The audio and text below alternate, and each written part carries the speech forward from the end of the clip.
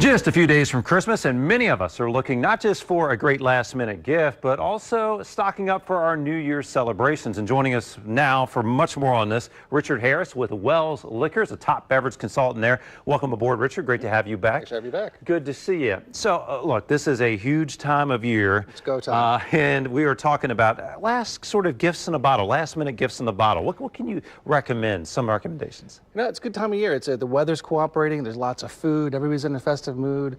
Let's face it. I mean, it's a giving time of year. You don't mind, spending maybe a little extra money on a really nice gift. So. I would think so, and it's something you can walk in, get it, and you've got it in hand. No waiting for delivery. So let's talk a little bit about some of the recommendations that flow, especially with this colder time of year. Yeah, definitely. Port wines are really good. Tawny and Ruby Port, two different styles. You can go vintage. You can go late bottled vintage. I'd say for a good gift, avoid the stuff that just says port on it. These are good wines. The quality's fantastic. These are the ones that are going to last you a long time.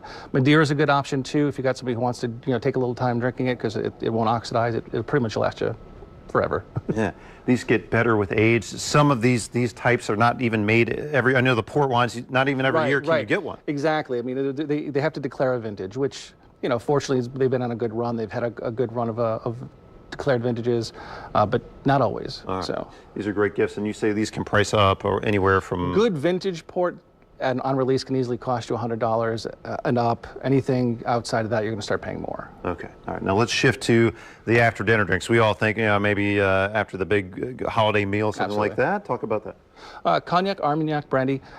For all intents and purposes, they're the same thing. They're distillation of wine. Cognac and Armagnac are actually subregions in France, just kind of below Bordeaux.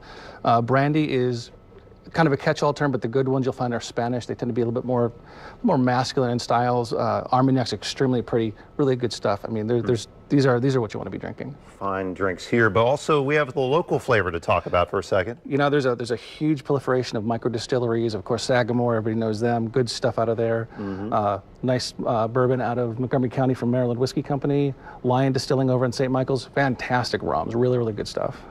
And we want to also mention, of course, if you're just not sure which bottle to get, the gift certificate, Wells gift certificate, come in, they can get advice from you or anyone else there on the perfect bottle, perfect gift in the bottle. So that's something very important too.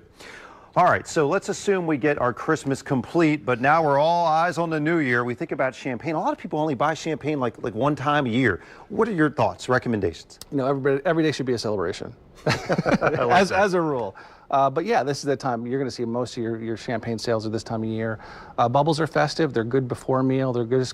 I think they really kind of lend a good air to the party. Absolutely, and there's such a range in quality and price. You've got, U.S., make some good sparkling wine. Of course, Champagne is strictly from the Champagne region of France.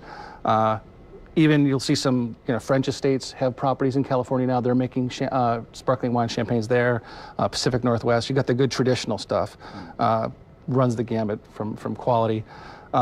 Spanish cava, Italian prosecco. Two different styles. There's pretty much a lid for every pot with this stuff. There's so much to choose from. Come in and get some advice. All right, let's open one up. I want to give people, first off, we've got it defoiled, but give us the quick tips as you open it up for people that haven't opened one. A lot of times you see parties in the interest of expediency, they'll take the cage off. You don't want to do that. Okay. It's almost that's your safety. So now we're going to take it off because we're opening up, but you wait till the last minute. Always want to put the thumb on it.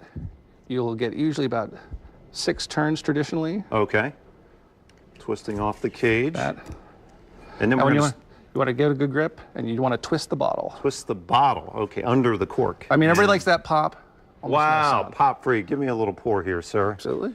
Again, this is your 80th year, 80th anniversary at Wells Discount Liquor, just off York Road.